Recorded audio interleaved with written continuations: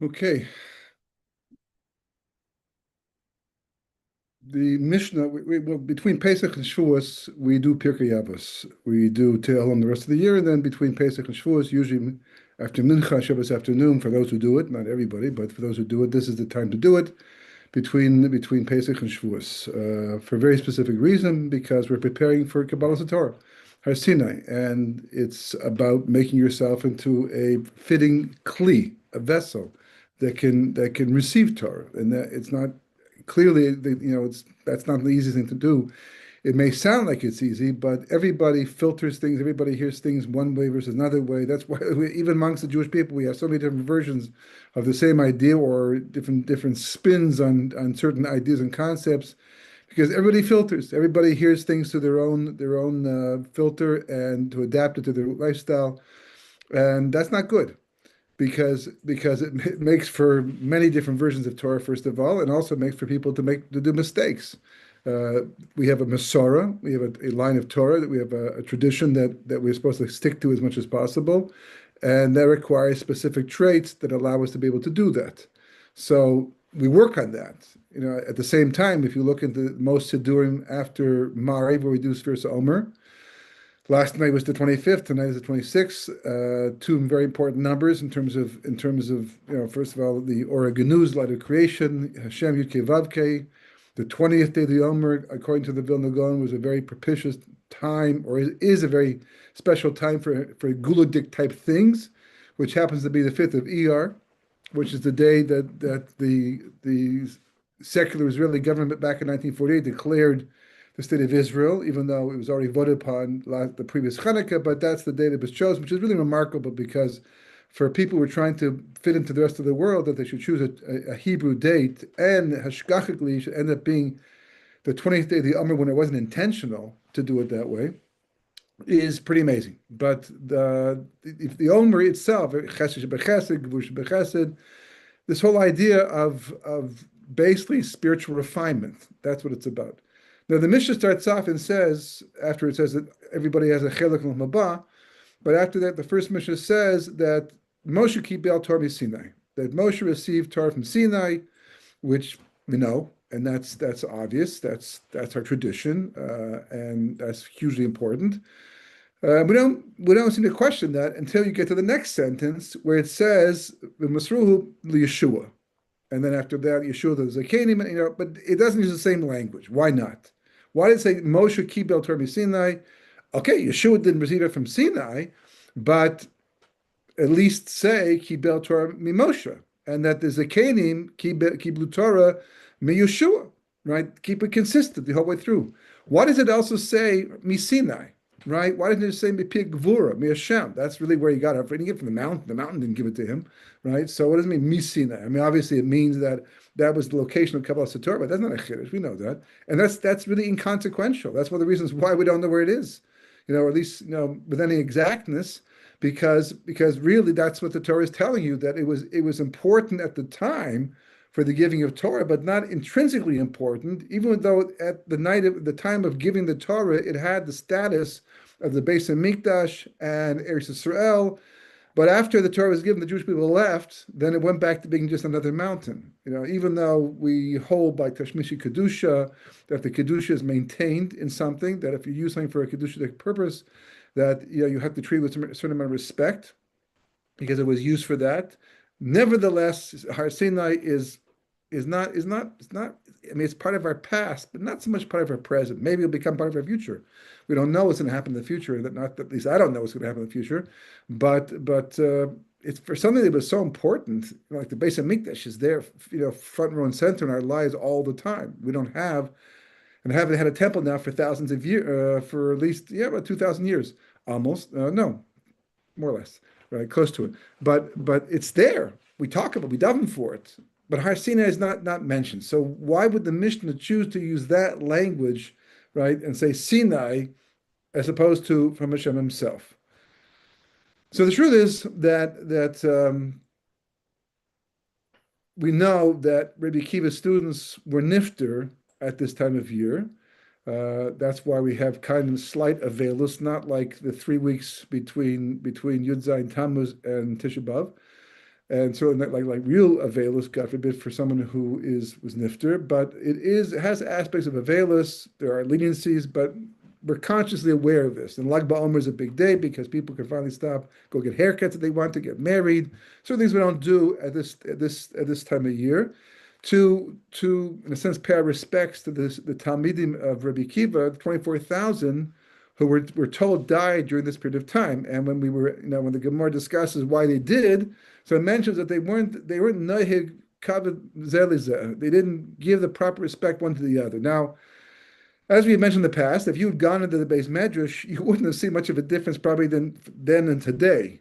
I mean, this type of thing goes a lot even today because Torah is so intense and it brings out there's certain in some people it brings out a very almost uptightness in a positive way because you get really involved and really you're sold to it, so to speak, that you can forget who you're talking to and that it's another human being sometimes, and it can get nasty. Sometimes chavrusas break up for this reason. Some people just can't handle that type of interaction. They want a little bit toned down somewhat. The other person can't, so they look for other chavrusas. People are constantly looking for other chavrusas because it's like a shidduch. You have the proper match. And that's the way they were, and they were very intense. So why were they unique in this respect? And second of all, why was it that they died specifically during this time? That that that they yep, that they were their lives were taken this time as opposed to weren't they like this all year round? Were they like this also by Rosh Hashanah Yom Kippur back at that time as well? Yeah, all year round. So why specifically now? Why specifically then? So I mean, that's a little bit more obvious because, in fact, if you look in this week's parsha, which has the mitzvah v'haftarech kamocha, Rashi brings down that Rabbi Akiva was famous for saying, among other things he was famous for, but this was a thing of his, where he says, "Zeh klal gadol b'Torah v'haftar l'recha kamocha." Now, this is a principle of Torah, which is an unusual thing to say. I mean, to point out one specific mitzvah. Why did he focus on this one? Right? Love your neighbors yourself.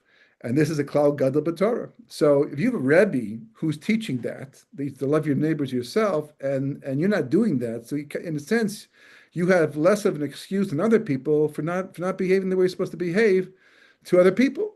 So that may be one of the reasons why they're held culpable more. Some also point out, more Kabbalistically, that they were the Gilgulim of the 24,000 people from the tribe of Shimon, the time of Pinchas and Cosby, Zimri, all that died because of the plague, because of all the things that were going on back there in Shittim at the end of Parshas Balak. So this is part of their tikkun that they died here, or they missed it and they died again. But there's all kinds of things. But that's a background. That's a piece of information that kind of fills in a few of the gaps. But there's still more to the story. There's still more things you have to know. The Gemara says that the most important trait for a person to have, even though it says a couple of things, but even though the Gemara seems to emphasize the fact that Yiras Shamayim is everything, the world was made for Yiras Shamayim, the Gemara says, and that's the ultimate trait, and it says that if a person doesn't have Yiras Shamayim, everything else is not going to really work. That what's it like, someone who knows Kol Torah Kula, if that was possible, and not have Yiras Shamayim, how could you know all that and not have Yiras Shamayim? Okay, that's a lot. You're big time a chacham, but you'd lack Yiras Shamayim. So the Gemara says that's tantamount to getting the keys to the inner chamber, but not the key to the outer gate, which means, for all intents and purposes, you can't get in. You may have shaykhis, relevance to the inner chamber, which is the Torah that you know, but you can't get to it. It doesn't, I mean, you know it, you learned it, but it's not mashpiyah. We mentioned before in the past that this is a huge difference. One of the main points that separated Bilam from Moshe Rabbeinu, because we're told that he was on the same level, had the potential to be, like a Moshe Rabbeinu, even though he seems worlds apart. But that's what happens when someone knows a lot and it gets stuck up at the head and doesn't go down to the heart. It doesn't affect the heart, it doesn't impact the heart. That's what wisdom's supposed to do. That's the difference between wisdom and knowledge. Knowledge is just ideas, is deus. Just person has understanding of concepts. They've heard them. They can explain them. They can write dictionaries on them, etc., etc. But their wisdom means that by definition, this knowledge is going to bring you closer to the ultimate truth. And if it's not doing that, it's not wisdom. There's no such thing as wisdom that's not, connected to the truth on some level, bringing you closer to Kadosh Baruch Hu and the emes.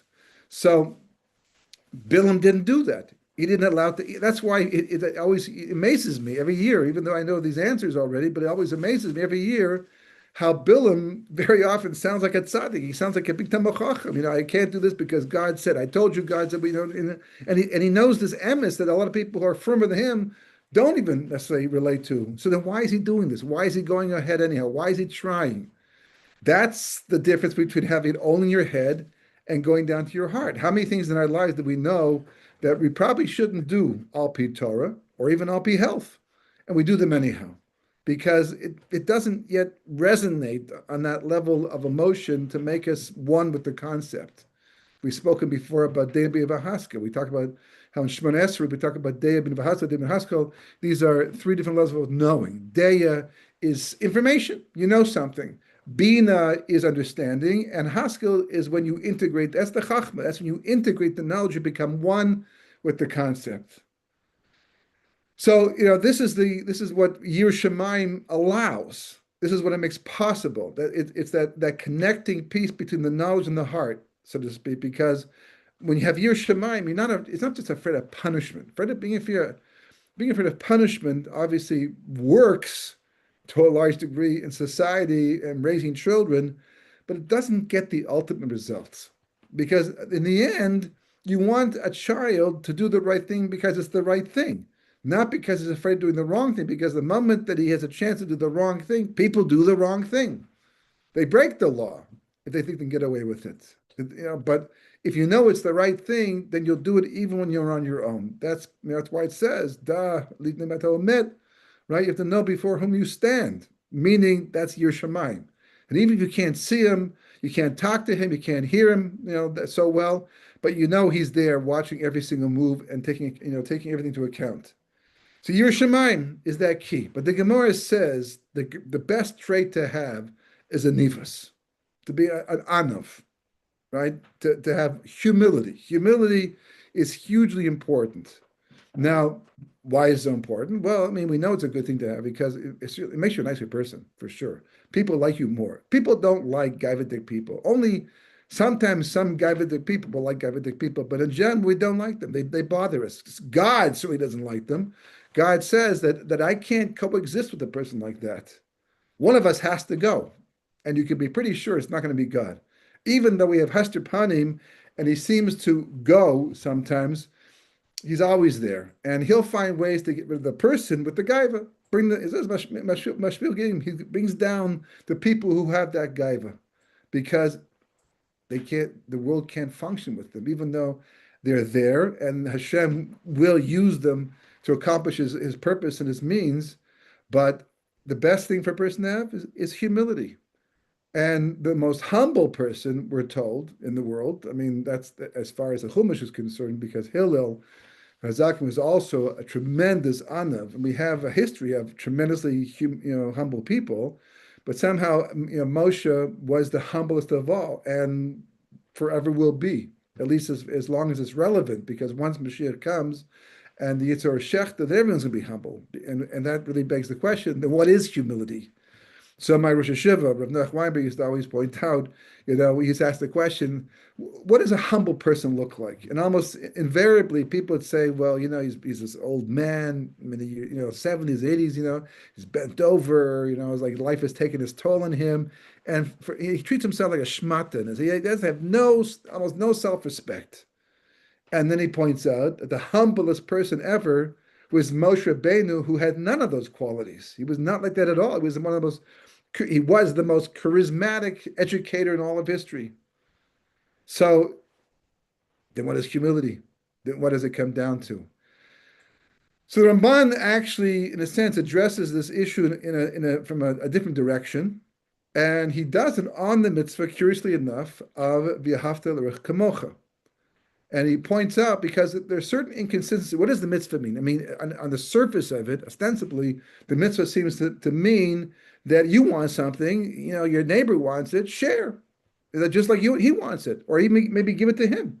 Because just as you would like to have it completely, he wants to have it completely. So just, think about him.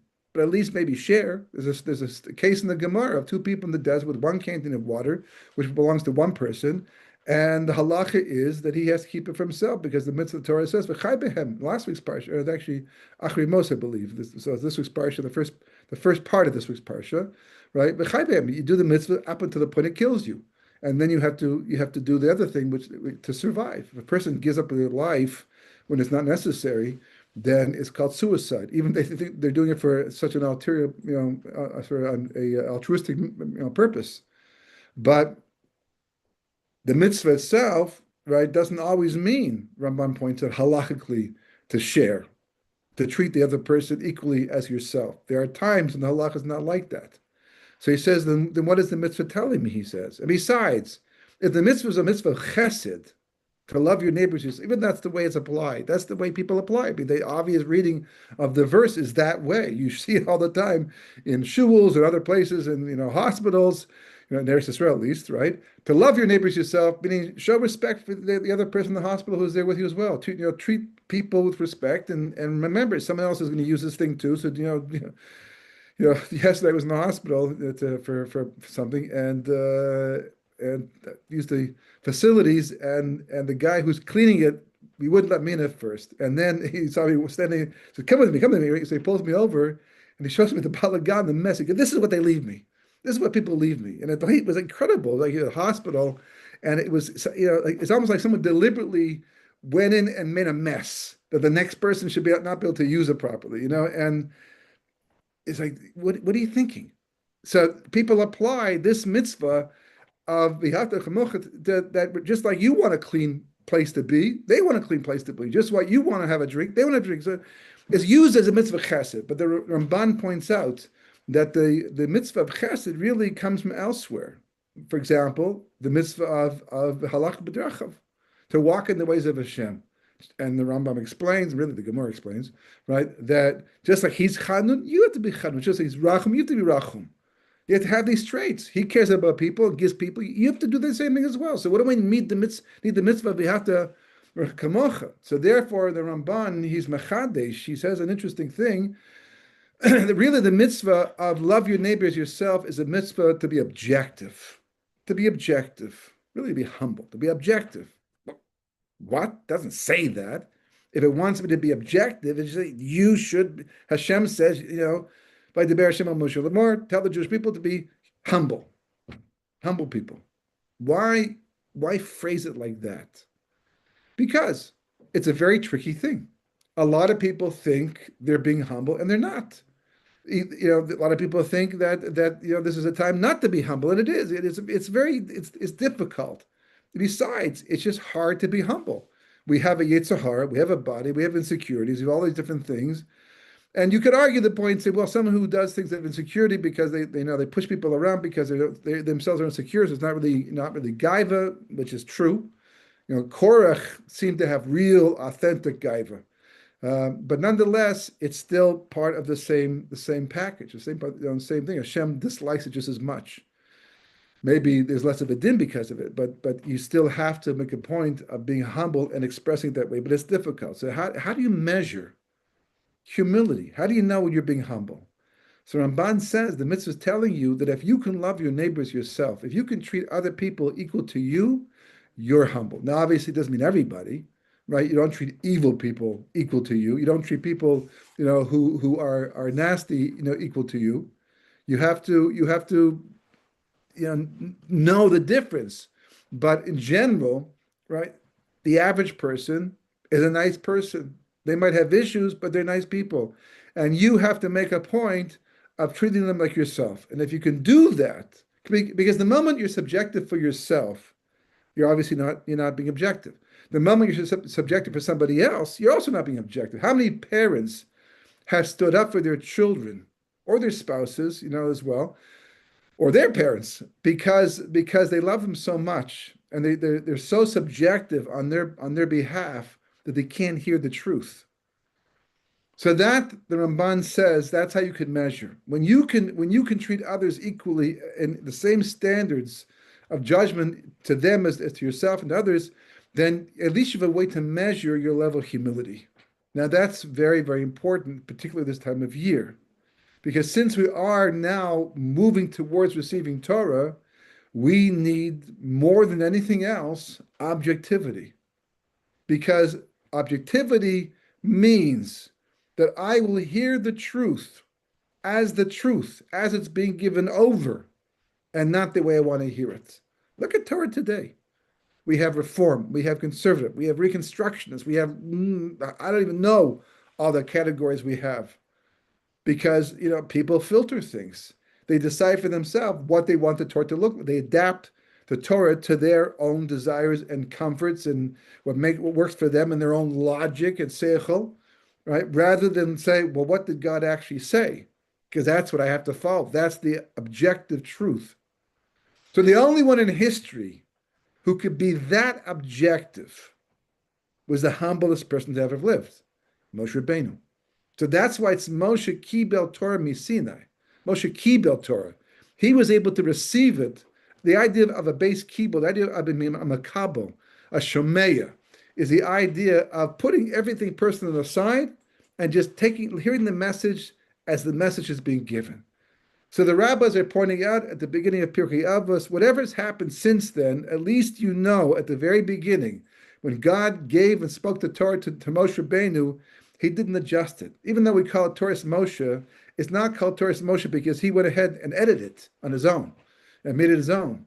It's called Torah Moshe because he didn't, because he received it as God gave it, and therefore what he gave over was the emes. The other part of the story is the teacher, is the educator. As I think I mentioned a few weeks ago, in a book about Rav Aaron Kotler, the Rosh Hashiva of Lakewood, who started Lakewood, and he came over from Shanghai after the war to build up Orthodox Judaism in North America, at least in the United States of America, with Rav Moshe Feinstein itself after World War II. And there are stories upon stories upon stories of his mysterious nefesh and what he did. And there's one story about him talking to a shadchan. And there was apparently a 28-year-old man who was looking for a shidduch, and it was already, it's already in the Jewish world, Torah world, we know that's already getting older at that point in time. People start getting nervous, less so for men, let's say than for women, but certainly it's getting older. People get younger, they married younger, so their family's younger. And happened to be there was a 27-year-old woman who also had not yet found her shidduch, so that they seemed like a good shidduch, good at least on paper, at least in terms of numbers. So Rav Aaron Kotler, he spoke to the shadchan and said, "Have you arranged anything yet?" And he said, "I spoke to him, the person, and I told him about her, and he wasn't interested." So Rav Aaron Kotler said to him, he said, "How old did you say that she is?" And he said 27. And I'm reading the story kind of like very innocently, not casting my own opinion. I'm going according to my own biases as I'm reading this story. And I think to myself that that's the truth. And he said the truth. And so what's Rav Aaron Kotler going to say? Okay, good. He said the truth. Maybe go back and talk to the guy, explain to him, listen, your options are limited. Go take check it out. She could be perfect for you. It doesn't say that. He said to the shadchan, but she's 24. Shadchan said, no, she's 27. I know for a fact. He said, no. If you tell a 28-year-old man that his potential shidduch is 27 years old, he hears 32. That's what he hears. If you want him to go out with a 27-year-old, to tell him she's 24, then he hears 27, right? And then it can work. And it took me. I was taken aback because on the surface, because also this sixth parsha is midvar sheker tirchak. From a lie, you have to distance yourself. You should always tell the truth. But we know anyhow that the truth is not always the truth. Meaning that, for example, when Sarah in the Torah said something, about Avram Avinu that HaKadosh Baruch Hu felt would be offensive or hurtful to Avram, Hashem changed the wording around, and the Torah points it out, and the Gemara points it out. And they talk about it in the halachas of Shalom Bayis. It's a big inyan. It's a big inyan. There's times in law, there's times in life, in history, where the straightforward truth doesn't work.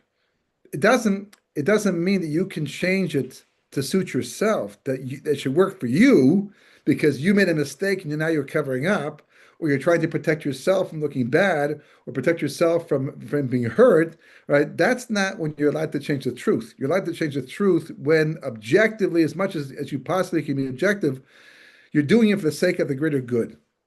Now you have to know when you can do that and if it's possible. And a lot of times it's not so simple. A lot of times really it's a shaila. Because if you change the truth when you shouldn't change the truth, it's a problem. But we see that the truth itself can be flexible depending on, there's this truth, and then there's the ultimate truth for the ultimate good of Klal Yisrael and the world and history. So this idea, right, is what Rav Aaron Kotler was trying to explain to the Shadchan. He was a Gadol Hador. He was completely Shem Shemaim. He wasn't changing it for his own benefit. He was clearly doing it for others.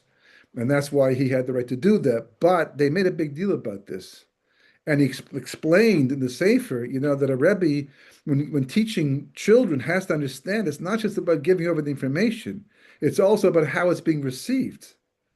It's amazing. You have a conversation with somebody, and you're talking to them face to face, and then and they seem to be agreeing. They seem to be on the exact same page as you.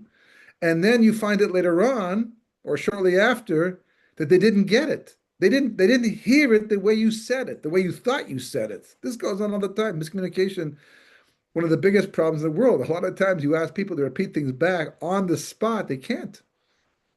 And if they do, a lot of times it's not exactly correct because we're always adapting. We're always, even if we're not doing it consciously, it happens as a function of how we grow up, our education. So a Rebbe has to take into account his Talmidim. And that's why Chazal said really the ideal number is like 6 or 7. That's the way it once used to be. And then they developed yeshiva as a concept of a classroom with 20 some odd students for yesomim, for children who didn't have fathers to teach them and otherwise wouldn't learn anything. So then they had this idea of having, and that became cheder. And now everybody goes to the same type of cheder, whether you have a father, not a father, right? And you learn with 24 other students. That's 25 different opinions, 25 different perspectives, 25 different family backgrounds and soul natures. And we treat them like they're all the same, like they're one. And then we wonder why they don't get it, or why it talks to one, not to the other. And we get disappointed and frustrated. But that's what Kotler was saying, that it's just the person who's receiving it, but also the one who's giving it over. And since the Kodesh Baruch Hu is the one who's giving it over to Moshe Rabbeinu, he can give it over in a way that Moshe Rabbeinu can relate to. He can do that, right? And as a result of that, Moshe Rabbeinu can get it the way it's meant to be given. Moshe Rabbeinu, as great as he was, as humble as he was not God, that's for sure. Wouldn't have thought of it. No one thinks, we know it's not the case, right? And because of that, the only thing he could do is masruh le-Yeshua. He could give it over the best way possible. But you're still, with Moshe Rabbeinu, doing quite well. But through Yeshua, it's not going to be the same level. Through Zakadim, everybody, when you consider how much is involved in passing over so much information, so many details, so much Masorah, and we're here thousands of years later, and at least for the first 1,000 years, we had prophets to be able to help us. We lost things, to regain them, or to check things out, to know if we're on track, not on track. These are the Bali Masorah. But after that, we have no longer Nevi'im anymore. So now all of a sudden, we don't have that type of checks and balances anymore. It is absolutely amazing and completely miraculous that we're from today. That we have Torah as authentic. I mean, I don't know how authentic it really is, because if we were to see, it's been pointed out before in the past, that if we were to see what Jews looked like 3,000 years ago, we might not look like Jews so much as, keep and things like that, but others were keepers too, different forms of them. So, as we're as Jewish and as firm as we can be, perhaps in our generation, that itself is amazing. That itself is a miracle, because by all intents and purposes, for all, taking it into account, we shouldn't be here today. Torah shouldn't exist today in any real authentic form whatsoever, but it does. Because the Kodesh Baruch Hu sees our limitations, and if you're trying to get it right, and you're limited because of limitations that either come from outside, but not so much to do with you or laziness. He'll be mashlim. He'll help us out. He'll give us the people necessary to work things through. On the other hand, we have a tremendous amount of responsa, tremendous amount of shutim, as they call them, shalas v'tshuvas, of gedolim going back the last 1,000 years at least, back to Rashi's time, earlier Rambam, the Rif, the Rosh, all these different, fortunately, because we did have Yerusha Doris. It was going down, down, down. And as a result of that, we had to ask the questions and try to figure it out and consult with others. But you have machlokas. But in the process of this machlokas and all this confusion, that forces us to have to come to an understanding of what what the Torah is actually trying to tell us and how the halacha is supposed to go. So much chidushi Torah comes out in the meantime. And there's sforim upon sforim, and and shuurim and shurim, and more things coming all the time because of the confusion. Which brings me to another point that ties back into this idea also of humility.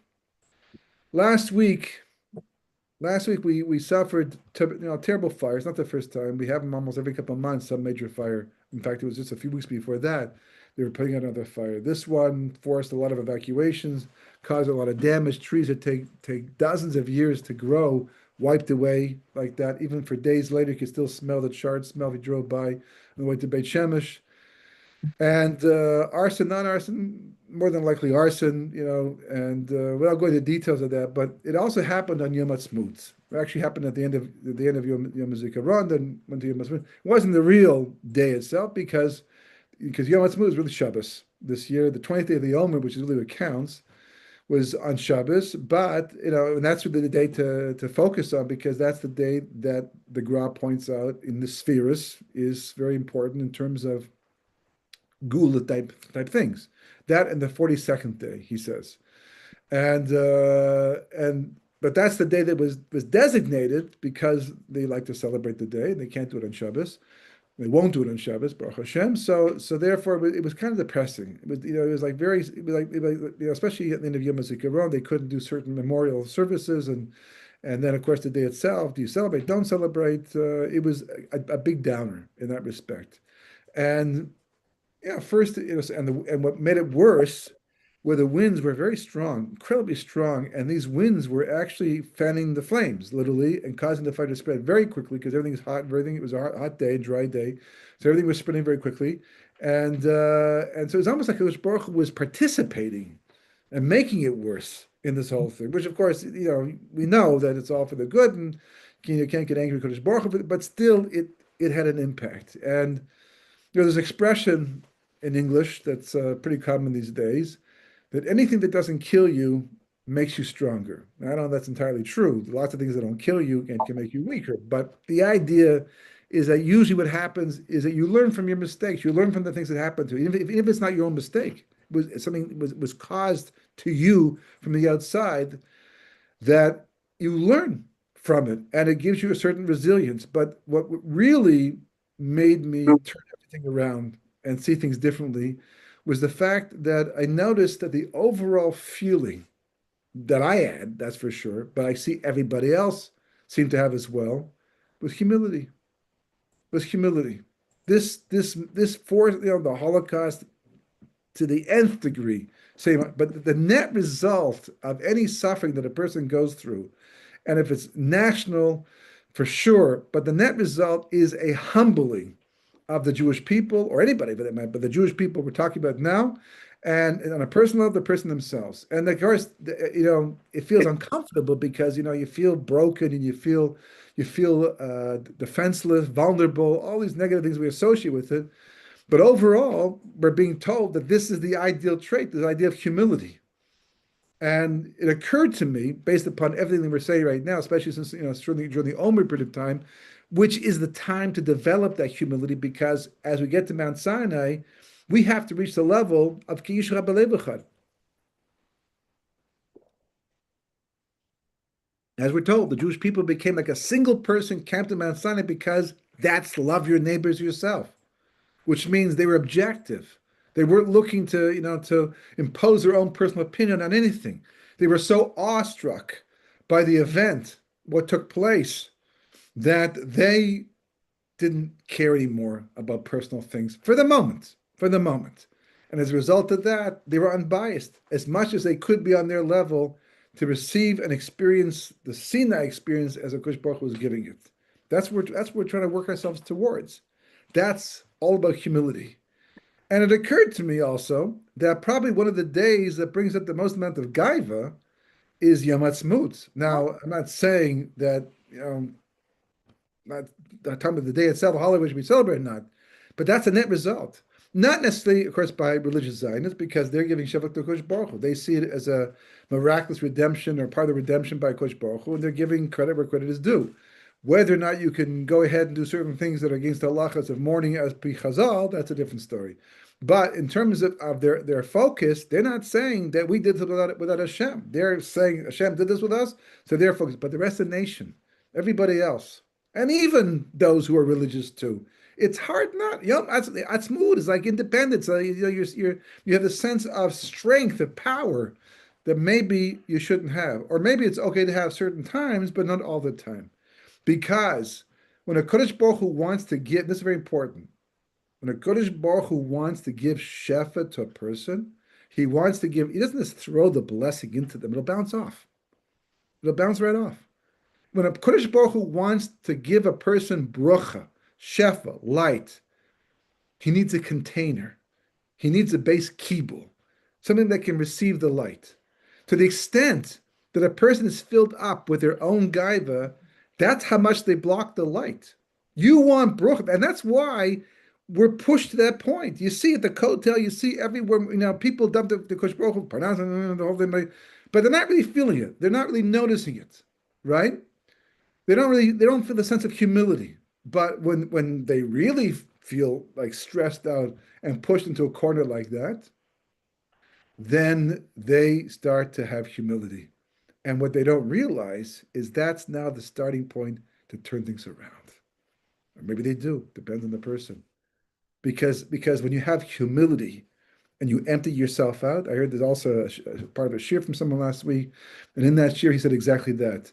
When a person is mavata their ego, that's when they can become a shlich for Hashem. So, in a sense, our enemies are doing us a favor. I'm not saying to go ask them to do more. Chas v'chalila. I'm not saying to make my day and bring it on. None of that stuff. No. But it happened. And rather than see them as being strong and having an upper hand and being able to get to us and do things like this to us, right? You have to understand, because Baruch Hu, that's their evil, and they'll be accountable for every last detailed part of their evil. There's no excuse. They're used for that. That's their thing. But in terms of us, that's a Kodesh Baruch Hu clearing out the things blocking the brucha. There's a reason why we got Eretz Yisrael after the Holocaust. Not just because that's the way it happened to work out historically. No. We were supposed to get Eretz Yisrael, but that's a huge brucha.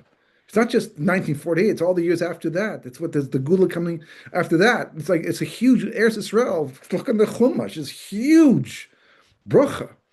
It was huge shefa that came into the world at that time. But we couldn't receive it because we're too busy in our own worlds.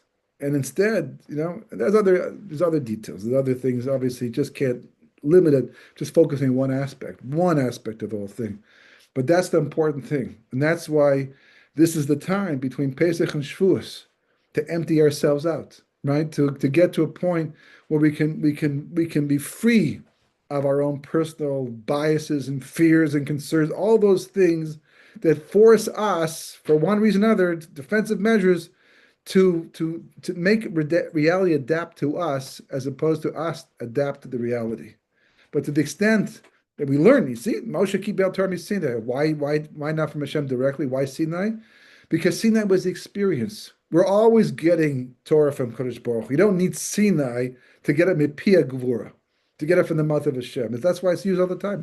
Very often, when we were traveling through the desert, we left Sinai.